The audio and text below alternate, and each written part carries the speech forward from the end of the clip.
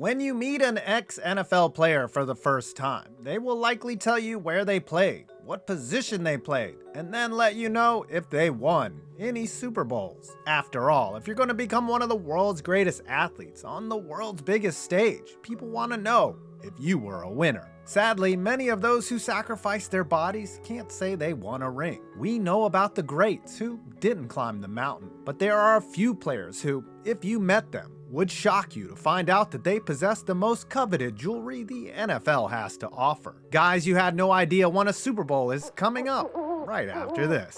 Ernest Byner. He had an incredible career, but unfortunately, Ernest Byner is known for one play, and one play only. With the Cleveland Browns on the cusp of a Super Bowl appearance, Byner took a handoff at the 8-yard line and was stripped by Broncos safety Jeremiah Castile before reaching the goal line. The play was known simply as the fumble, and it's synonymous with Ernest Byner's name. But the 14-year running back was more than just a singular moment. He put together 3 1,000-yard seasons and made a couple of Pro Bowls. That second Pro Bowl appearance took place in 1991 when Byner was a centerpiece of a Washington offense that scored a league-best 30 points per game. The 91 Skins were a juggernaut, and Byner was the heart of its grinding game. 1,000 yards on the ground, 300 via the pass, and 5 tutties. In the NFC Championship game, Byner outrushed future Hall of Famer Barry Sanders. After 3 AFC Championship losses as a Cleveland Brown, Ernest Byner had finally punched his ticket to the biggest stage in sports. He also contributed to Washington's win in Super Bowl 26. At the end of the day, 4 years after the fumble, Byner was a champion. Twice actually. Once as a player and one as a coach for Baltimore in 2000. Despite the 2 rings, Byner has struggled with the play that he's so closely tied to, often struggling with forgiving himself. But what about the guy that handed him the ball? Bernie Kosar. 3 times Bernie Kosar faced John Elway in the AFC Championship game, 1986, 1987, and 1989. 3 times Bernie Kosar was outdueled by Elway, leaving the Cleveland Browns on the doorstep of the Super Bowl 3 out of 4 years. Yeah, dude, the Browns used to be good. Kosar remained a Brown until the 1993 season when head coach Bill Belichick shipped him to the Dallas Cowboys to serve as a backup behind Troy Aikman. Kosar may not have been the one to carry Dallas to the Super Bowl, but in the NFC title game against the 49ers, Kosar entered the game following a Troy Aikman concussion. Kosar fired a slant to Alvin Harper, who took it all the way, sealing Dallas' ticket to the Super Bowl. Boy, that was a long time ago. 1 week later, he was a champion,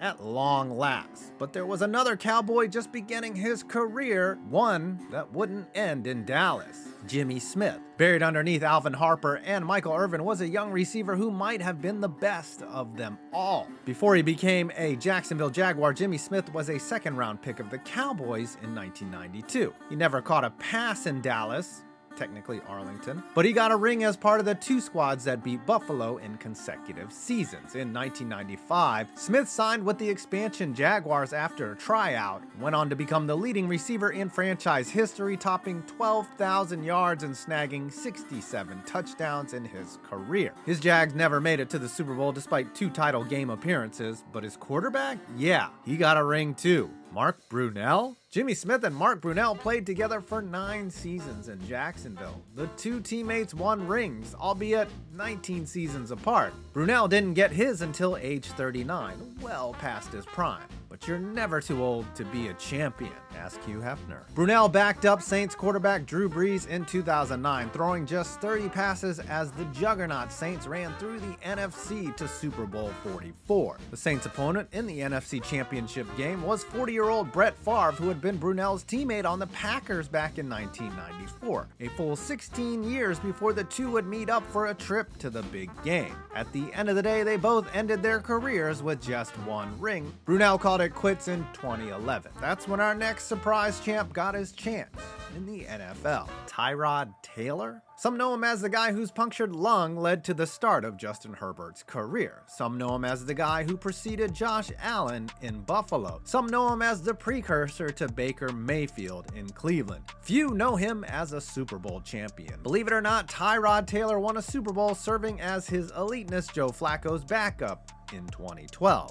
Coming out of Virginia Tech, it was more than apparent that Taylor had the skills to eventually become a starting quarterback in the NFL, but he didn't get a chance to showcase that ability in his first stop. In 2011, Taylor became a 6th-round pick of the Baltimore Ravens, a team already settled at quarterback. In his first 2 seasons, Taylor attempted 30 passes in relief of Flacco, whose up-and-down nature as a starter was enough to keep a backup quarterback on his toes at all times. But late in the 2012 season, Flacco caught fire like no quarterback has ever before. Eli Manning charging through, Andrew Luck, Peyton Manning, and Tom Brady on his way to Super Bowl 47. The week of the big game, Taylor simulated 49ers starter Colin Kaepernick in practice, preparing Baltimore's defense for a type of QB they hadn't seen all season. Taylor never took a snap in the Ravens' victory, but he won a ring all the same. That's more than a lot of great quarterbacks can say. And now for our last guy who won a Super Bowl who you didn't know did. Don Beebe? Sometimes the world is a cruel place. It is uncaring,